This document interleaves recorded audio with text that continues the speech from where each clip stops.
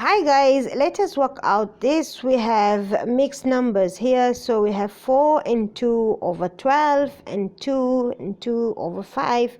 Now first of all, the easiest way is by changing. So we say change. We change these mixed numbers into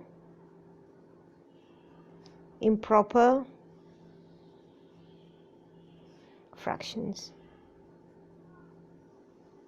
Okay, so let us start with this fraction here. So we say to change this fraction into improper fraction, we have to do 4 by 12 plus 2, or 12 by 4 plus 2. So we say 4 multiplied by 12 plus 2 over 12.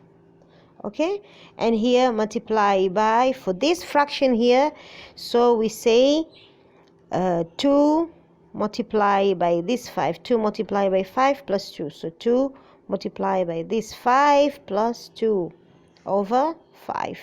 Okay, now here we're going to work out. So we say 4 by 12 is 48, plus 2 will be 50 over 12.